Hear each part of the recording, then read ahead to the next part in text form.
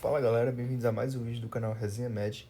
E hoje o assunto dessa aula é potencial de ação, certo? Um assunto muito importante para entender como funciona esse processo de gênese do impulso nervoso, como é que ele se propaga e entre outras coisas da anatomofisiologia, certo? Enfim, como todo livro traz isso, principalmente o Boron, né? Eu resolvi colocar aqui a evolução histórica desse conceito, certo? A gente vai ter dois momentos. O primeiro deles vai ser com esse Julius Bernstein, que ele tá aqui, esse bicho feio aqui, né, que tá na foto, olhando para você, querendo que você tire 10 na prova de fisiologia, né? Enfim, ele vai ter a teoria da variação negativa. No início do século XX, esse fisiologista chamado Julius Bernstein, ele propôs um dos conceitos fundamentais para a compreensão dos potenciais elétricos celulares, na sua teoria variação negativa. Ele estabeleceu que a membrana celular ela mantém uma diferença de potencial elétrico entre seus compartimentos interno e externo, com o interior sendo negativo em relação ao exterior, o que a gente sabe que é verdade, né? Então, ele postulou que a diferença desse potencial ia ser gerada por uma permeabilidade seletiva da membrana aos íons, principalmente ao potássio, que é verdade, que se confirma, criando um gradiente elétrico que se opunha ao gradiente químico. Embora a sua teoria não explicou completamente a geração do potencial de ação, ela estabeleceu os fundamentos para compreender como as células podem gerar e propagar sinais elétricos, principalmente através dessa variação de potencial interno e externo, tá certo? O segundo momento foi com outro fisiologista e físico também, né, chamado Luigi Galvani.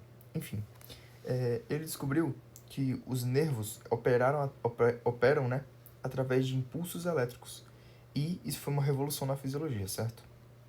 Com os experimentos dele com músculos de rã, demonstraram que tecidos animais podiam responder a estímulos elétricos, sugerindo a natureza elétrica dos sinais nervosos, o que foi, né, obviamente, uma revolução absurda na época.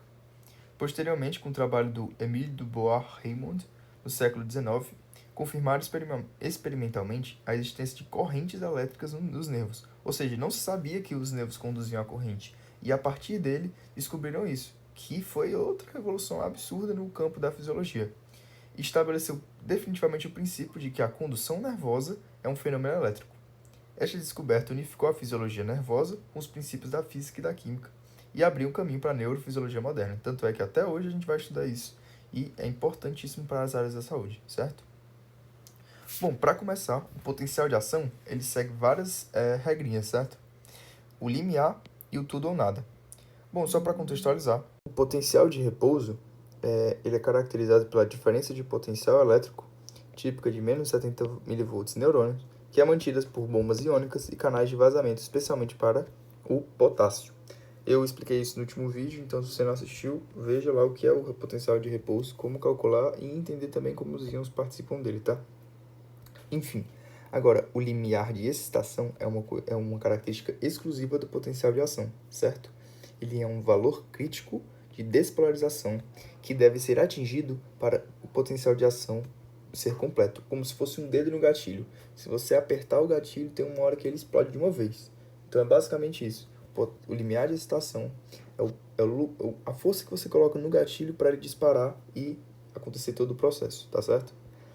Já a lei do tudo ou nada, ele diz que, uma vez atingido o limiar, o potencial de ação atinge sua amplitude máxima de forma regenerativa e autossustentada. Pense como se fosse também uma peça de dominó. Uma vez que você consegue empurrar o primeiro dominó, é autossustentado, é regenerativo. A força vai de um para o outro, de um para o outro, de um para o outro, de um para o outro, de um para o outro, sem precisar fazer mais nenhuma força. Só com o primeiro estímulo, só com o primeiro dedo no gatilho. Tá certo? Então, vamos continuar. A natureza regenerativa desse potencial representa um mecanismo fundamental para a amplificação desse sinal. Diferentemente das respostas graduadas, que são observadas nas junções do músculo com o neurônio ou em terminações sensoriais periféricas, onde a magnitude da resposta é proporcional à intensidade do estímulo, o potencial de ação segue um princípio digital. Ou não ocorre, ou ocorre com amplitude máxima. Ou seja, não interessa se você colocar mais ou menos força, ele só vai ocorrer num determinado ponto acima do limiar. E se você fizer mais força ainda, ele não vai aumentar a força, ele vai ser aquela força que você fez. Entendeu? Diferente da resposta graduada que eu vou estar comentando no próximo slide. Essa característica vai garantir que o sinal nervoso seja transmitido sem degradação do axônio, preservando a sua integridade da informação, certo? Então, vai acontecer também essa regeneração por causa do influxo de sódio durante a despolarização, que vai ativar canais de sódio adjacentes, ou seja, um canal de sódio ativa o outro, como se fosse um dominózinho, que vai propagar o impulso de forma autocatalítica, mais uma vez como se fosse a pecinha do dominó. Vai um sódio batendo no outro até completar o impulso nervoso, certo? Tá bem aqui. Análogo ao dominó, que prossegue até o fim com a energia constante. Você não precisa ficar empurrando pecinha por pecinha, só empurrar a primeira e já dá certo. Tá aqui uma representação, né, do que acontece, assim, bem por cima, que eu ainda vou falar muito, mas se você perceber, aqui é o repouso. Você pode ficar dando esses estímulozinhos. Desse estímulo, mas não chegou no limiar. Esses estímulos são sublimiares, porque eles estão abaixo do limiar. Agora, se você deu um impulso que bateu o limiar, que nesse caso é menos 55, deu o dedo no gatilho, subiu, bateu o pico, desceu, entendeu? Então foi o dedo no gatilho, conseguiu botar a força suficiente, subiu, depois desceu. Essa fase de overshoot, que eu vou estar explicando também, é a partir do zero, certo? Quão positivo foi o seu disparo. E aí depois a gente vai ter que, né, não pode deixar assim para sempre. Depois que sobe, tem um período de repolarização, depois de hiperpolarização, e acontece o processo de repouso novamente, porque isso é um ciclo e cada parte dele deve ser repetida de novo e quantas vezes for, certo? A partir do estímulo. Bom, continuando, como eu disse no slide anterior, nós temos as respostas graduadas, certo? Que é diferente de fato do potencial de ação, certo? Também chamado de propagação eletrotônica. Bom, as respostas graduadas, né, como elas podem ser chamadas também de propagação eletrotônica, representam uma forma mais simples de resposta elétrica da membrana. Quando o neurônio ou uma célula excitável recebe um estímulo subliminar, essa membrana vai sim se despolarizar, sendo que localmente, ou seja, o dominó vai cair, mas ele vai cair só um, não vai promover essa dissipação ao longo de todo o axônio, certo? Por exemplo, da célula nervosa. Mas essa despolarização não vai gerar um potencial de ação completo, exatamente o que eu acabei de falar, que não vai conseguir permitir que esse estímulo seja contínuo, certo? As características dessa propagação eletrotônica é um estímulo local, certo? Vai ser uma corrente, o neurotransmissor localmente, vai ser como se fosse o primeiro dominó, fazendo essa analogia, que não vai estimular os outros. Ele vai despolarizar, então sim, despolariza, mas é localmente. A mudança no potencial da membrana vai ser proporcional à intensidade do estímulo, o que é diferente do potencial de ação, porque quanto maior força você faz no potencial de ação, se você atingir o limiar, não muda nada. Agora aqui muda, porque pode sim aumentar a intensidade dependendo da força que você põe, entendeu? Temos também um decaimento exponencial, que uma vez que não tem essa propagação, ele vai caindo aos pouquinhos, porque não tem o que fazer, né? Não está preservado, entendeu? Então a despolarização vai diminuir a distância devido à resistência ao citoplasma. Aí tem um modelo muito conhecido, né, que é o modelo do cabo, que eu vou estar falando aqui agora. O comportamento dessas respostas, aí também, só dizendo um pouco da imagem, a comparação, né, entre um potencial eletrotônico, uma resposta graduada, e o potencial de ação. Como vocês podem ver, né, à medida que você aumenta diminui a corrente, ele vai mudando a amplitude aqui, certo? Vai ficando cada vez maior, cada vez maior, cada vez maior. Coisa que não acontece. Aqui no potencial, se você atinge, como o caso do verde e do rosa, eles vão bater aqui e vão subir da mesma altura, ó. Tá aqui o rosa, acho que acabei poluindo, mas tá aqui o rosa e o verde. Eles vão subir na mesma altura, não importa a força que você colocar. A gente viu aqui que o vermelho aqui, o rosa, ele foi até maior, né? Mas aqui, o verde, que foi menor que ele, continuou na mesma altura, ó. Olha que legal. Todos seguiram aqui juntos. A partir desse pontinho aqui. Que é justamente porque eles atingiram o limiar, né? Então não interessa a força que você faz, vai atingir da mesma forma. O comportamento das respostas graduadas, ele segue os princípios físicos bem estabelecidos. É para explicar isso, né? Porque o povo inventou que a corrente elétrica que foi através do cabo, dizendo que era um modelo de cabo, ele ia se dissipar devido à resistência desse cabo e do citoplasma. Enfim, acho melhor não esquentar a cabeça com isso, mas é bom saber que vai decair exponencialmente e obedece a alguma fórmula, mas é mais porque ele não consegue se propagar, assim como o potencial de ação se propaga. Bom, agora vamos falar do que acontece para esse potencial de ação ocorrer, certo? Que esse se eu não me engano, essa aqui é a parte mais importante da aula. O potencial de ação ele vai ser um evento não é complexo, não acho tão complexo, mas vai ser complexo, que vai progredir através de diferentes fases, cada um com um mecanismo iônico específico. Quem vai mandar no potencial de ação vão ser íons. Íons que vão passar por canais, certo? Então, para começar, a célula que uma vez estava negativa, ela vai precisar inverter a sua polaridade, ele vai precisar ficar mais positivo. E para fazer isso, não sei porquê, Deus disse que abram-se canais de sódio e vão se abrir explosivos canais de sódio. Explosivos. Vão abrir de forma explosiva vários canais de sódio, voltagem independentes, causando um influxo massivo de sódio. Ou seja, influxo significa que o quê? Esse sódio vai sair, certo? Perdão, esse sódio vai entrar. Uma vez que o sódio entra, vai ficar mais positivo, podendo inverter a polaridade. Enfim, a membrana vai se despolarizar vai sair do negativo, vai se despolarizar do menos 70 até o menos 40 em menos de 1 milissegundo, ou seja, de forma, é como se fosse um dedo no gatilho mesmo. E essa vai ser a fase mais rápida do potencial de ação.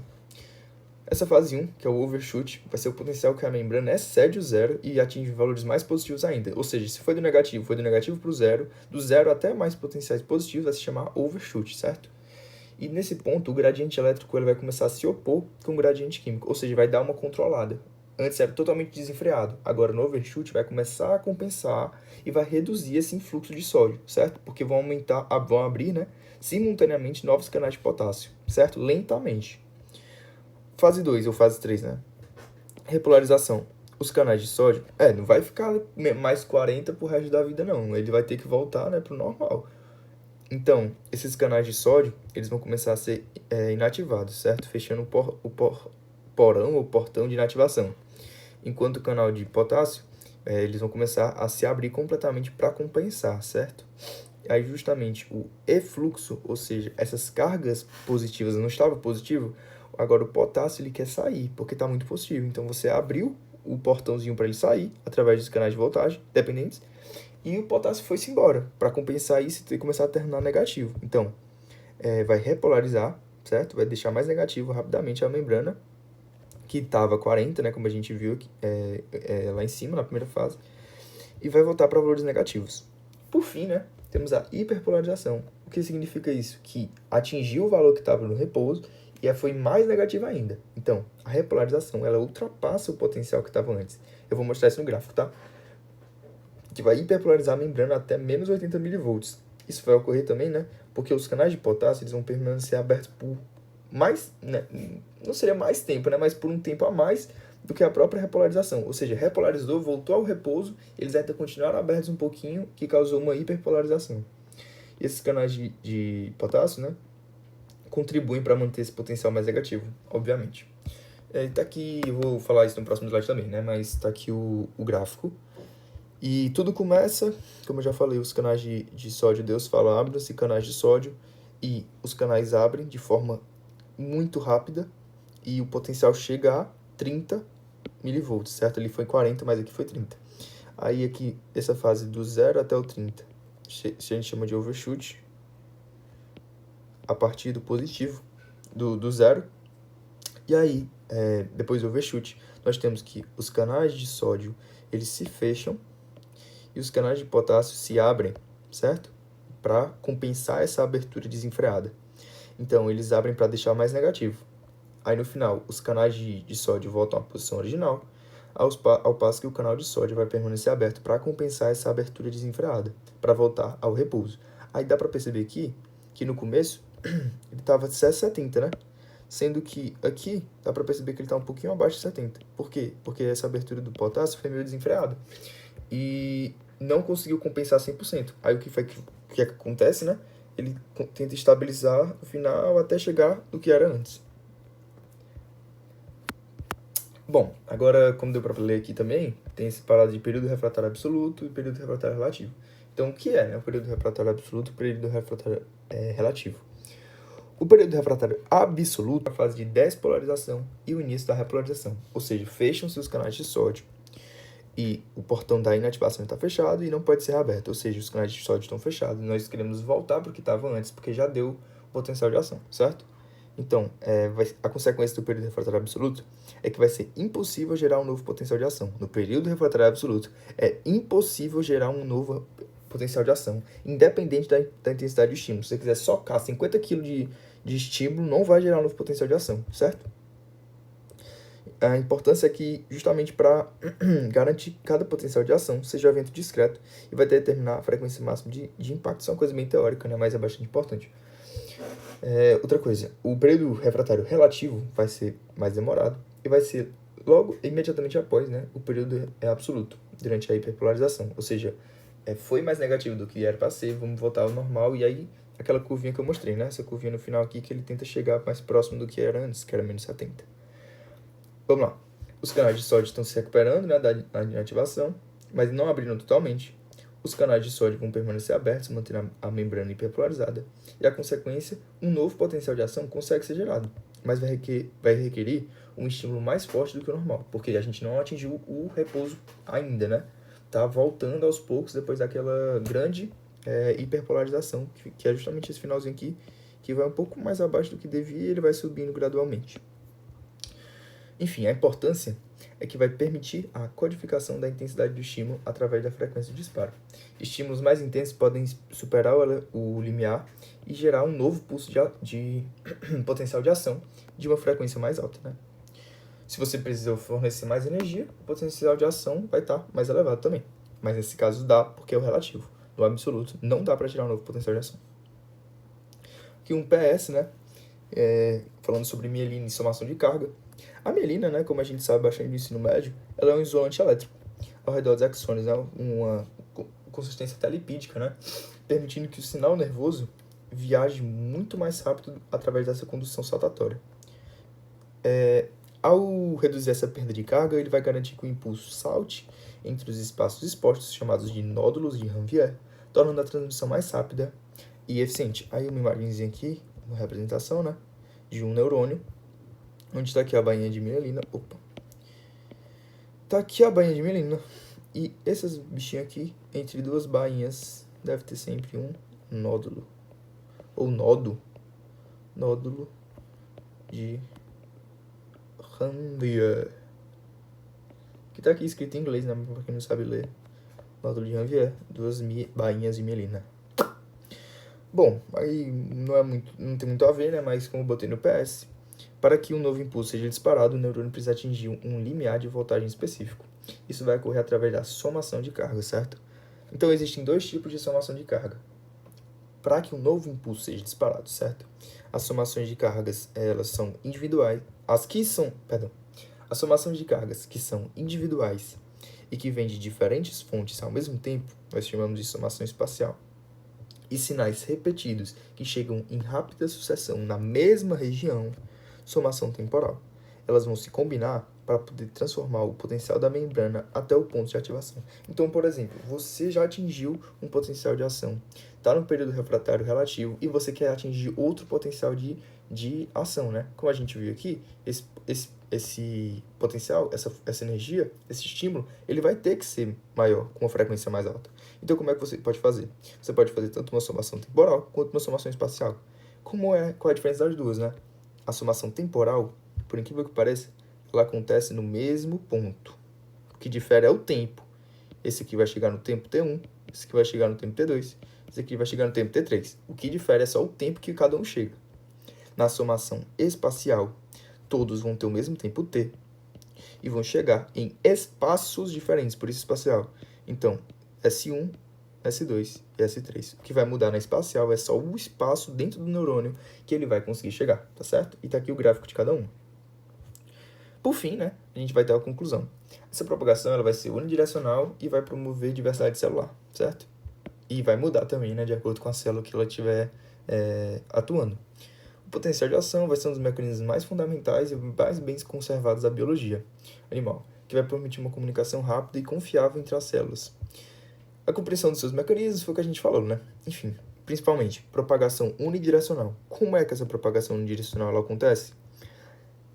Justamente devido aos períodos refratários. Uma vez que a gente está no período refratário absoluto, ou até no relativo, não é possível gerar autoestímulo. Por quê? Porque a gente está justamente tentando chegar no nosso normal, no nosso período zero. A gente já passou por todo aquele processo de subida, depois descida, agora a gente está querendo voltar ao normal.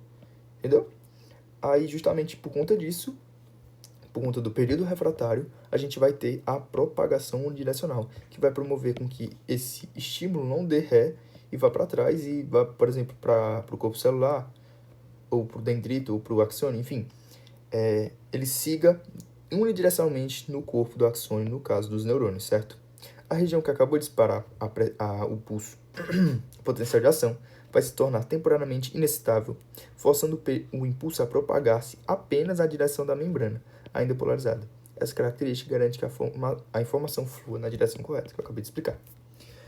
Bom, nós temos diversidade de formas, ou seja, diferentes tipos de células vão exibir potenciais de ação com características distintas. Neurônios motores vão apresentar o potencial de ação breve, cárdios miócitos vão ter o potencial de ação prolongado, e vão ter um platô mediado pelo cálcio. Isso é bem característico das células do músculo cardíaco, certo? Eles vão ter um platô. E para que isso, né? O músculo cardíaco ele vai usar os canais de cálcio, voltagem independentes, para prolongar a despolarização. Vão criar esse platô no potencial de ação, justamente para prevenir a contração tetânica e vai permitir preencher os ventrículos antes do batimento até durante, tá certo? Enfim, isso aqui é uma curiosidade, então já meio que acabou, já encerrou. Mas eu achei muito interessante e eu vou estar trazendo aqui, certo? Que é a dinâmica dos canais de sódio e voltagem independentes. Para tudo acontecer do potencial de ação, principalmente no neurônio, Deus vai ter que dizer, abra os canais de sódio, né? Então, como é que isso acontece? Os canais de sódio, voltagem independentes, chamados de NAV também, eles vão ser proteínas integrais de membrana, que vão representar a chave molecular para a geração do impulso do potencial de ação, que eu acabei de falar. A estrutura tridimensional dele vão incluir múltiplos domínios transmembrana, ou seja, vai passar toda a membrana, a bicamada, e vai formar um poro seletivo para íon sódio e dois tipos de portões, um portão de ativação externo e um portão de inativação interno. Beleza, estamos no repouso, não tem nada aconteceu ainda, o canal está fechado, e o portão de ativação também. O que acontece? A membrana está polarizada, em menos 70, normal, e o estado está disponível para ativação, não está em período refratário nem absoluto nem relativo, certo? E o que acontece? A despolarização da membrana vai causar uma abertura rápida do portão de ativação, ou seja, eu trouxe uma imagem. Tá aqui, ó, o portão está fechado. Por causa da despolarização, esse portão que uma vez estiver fechado, ele vai abrir. E ele vai permitir o quê? A saída, a entrada de íon sódio, certo? Perfeito. Após milissegundos, porque como eu disse, é muito sódio que entra, vai deixar a célula positiva, aquele bafafá todo, né? Então, vai deixar positivo. E após milissegundos, de uma maneira muito rápida, como se fosse um tiro, o portão de inativação vai fechar o mecanismo de bola e corrente. Ou seja, ele vai estar aberto, de fato, mas ele vai estar inativado, certo? Que vai bloquear o poro, mesmo que o portão de ativação permaneça aberto. A membrana não pode ser restada. Recuperação. Através da repolarização da membrana, vai se fechar o portão de ativação, ou seja, vai continuar do jeito que era antes. Não estava fechado os dois? Então, vai estar fechado. E vai reabrir o portão de inativação, retornando ao estado de repouso. Então, da recuperação, a gente volta para o repouso. O canal vai estar novamente disponível para ativação, certo?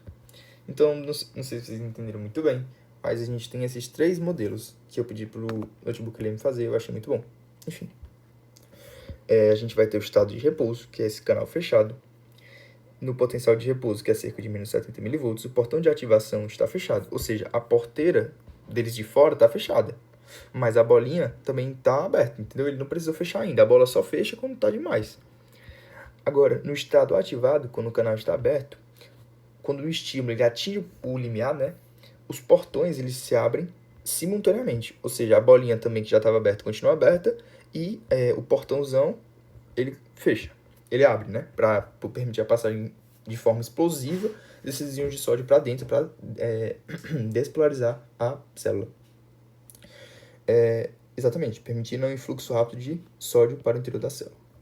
Aí tem a outra configuração, né? Que é com o portão aberto, mas com o portão de inativação fechado. Então é como se fosse uma bolinha mesmo, bola corrente, não deixando com que esse sódio que quer entrar também entre. Então ele meio que tampa isso.